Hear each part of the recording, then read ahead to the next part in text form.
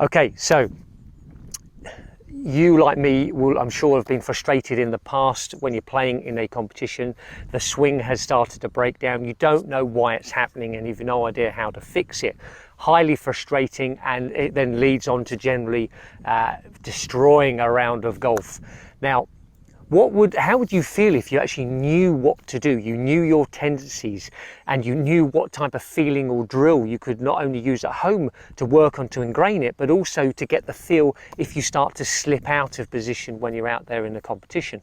Well, this is what all of these checkpoints are about. Now, today we're going to be focusing on checkpoint number 6.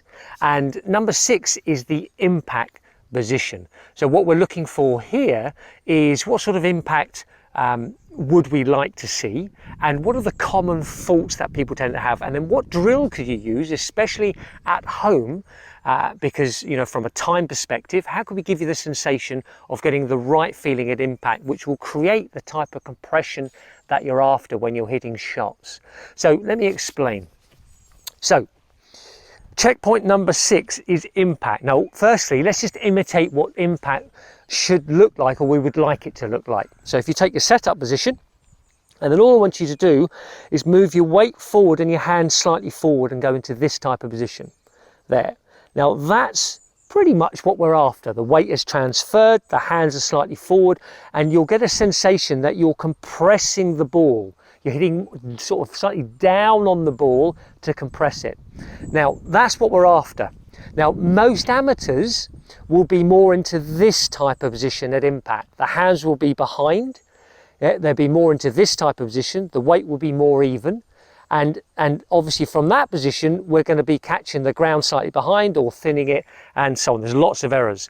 Now, let me explain how you get into that position. It all starts when you're back here.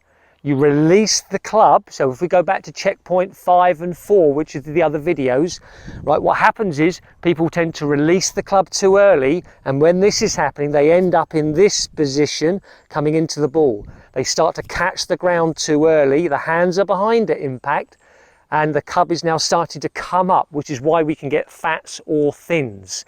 So the drill I would recommend, you'll see down here, I have a T-peg, and I call this the fluidity drill. Now there's a reason for it. Now place the T-peg just a couple of inches behind the ball.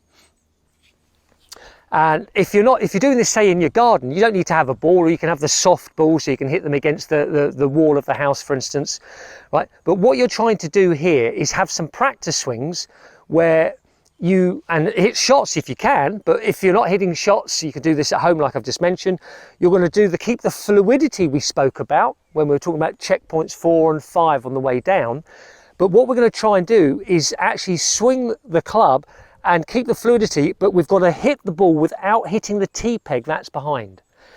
So I have to now come into the ball more from this angle here, more forward, right, to be able to miss the T-peg. If I do the old move of releasing the club too soon, casting, coming more up, I'm going to catch the T-peg, and then I'm going to be hitting more up on the shot. So the drill here is soft again, keep it soft, nice and fluidity. Yep, miss the T-peg, but keep it fluid, because once you miss the T-peg, you get into this position. We're looking for the hands and arms and club to release through. So we don't want you to stand there going, okay, I'm going to just do this, get really tight and just get into this position and go through like so. We want to keep it fluid, hence it's called the fluidity drill. Okay, so that is checkpoint number 6, which is impact. So if you take a video of your swing and you see yourself in that position at impact where the hands are well behind, what you'll want to do is just run back to checkpoint number 5 and checkpoint number 4 just to see whether it's that's causing the problem. So if you have liked this tip, please like this video, please subscribe to the channel and press the bell for future notifications, because videos are going to be coming thick and fast for you to help you to manage your game effectively for yourself. And please remember, you're only one tip away.